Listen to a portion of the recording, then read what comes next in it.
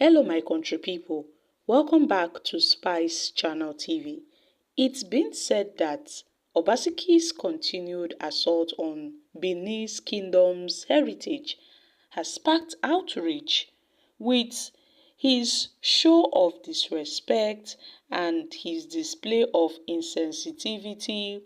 He has once again shown his true colors by escalating the public war against the Reverend Benin Kingdom.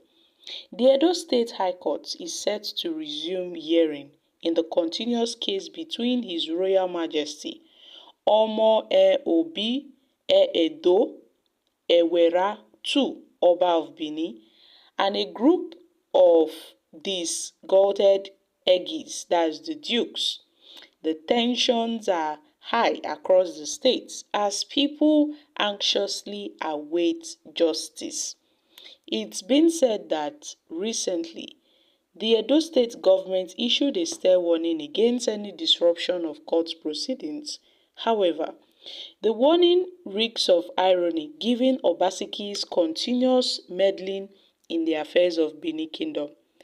The governor, as we all know, has been at loggerheads with the Oba over the reputation of stolen artifacts and has proven time and again that his agenda is to undermine the traditional authority of the Benin monarch.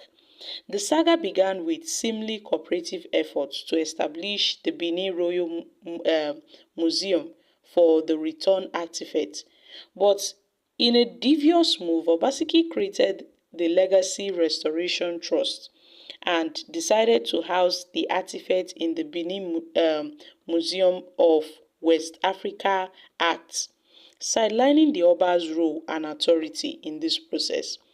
And the disregard for the royals' court involvement sparked outrage from Oba Ewera II, who rightly condemned the governor's underhanded tactic. And adding insult to injury, Obaseki sealed off the Oba Ekizua Cultural Center proposed by Oba as a temporary home for the artifacts. The center now lies in the state of neglect, a stark symbol of the governor's contempt for the kingdom's cultural heritage. And it seems that Obaseki did not stop there.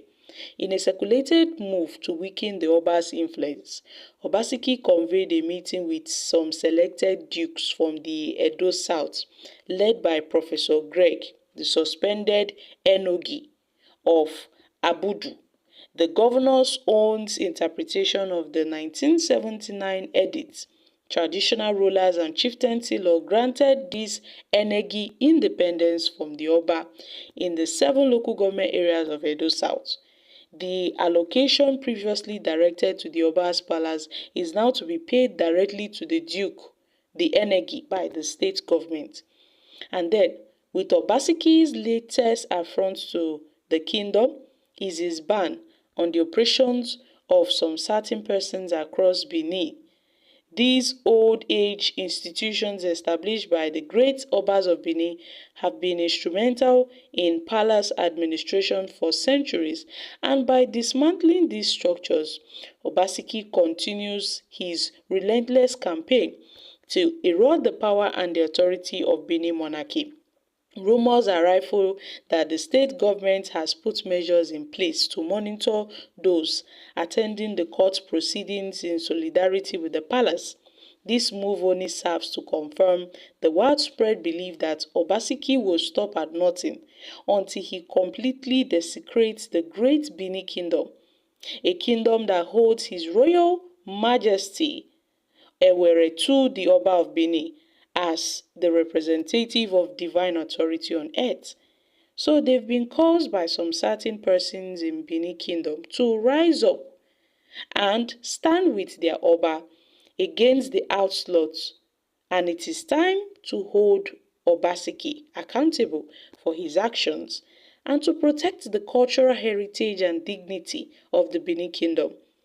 Because the eyes of the world are watching, and history will not look kindly on those who stand by in silence while a great kingdom was undermined.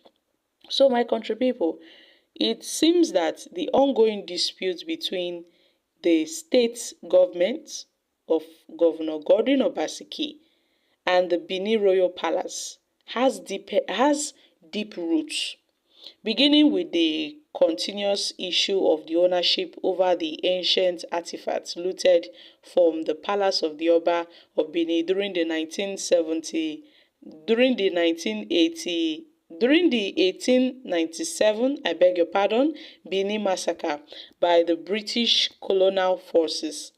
And in April 2023, the then President Mohamed Buhari-led federal government issued an order for the recognition of ownership and custody of these Benin artifacts to the Oba of Benin, Oba Ewere II.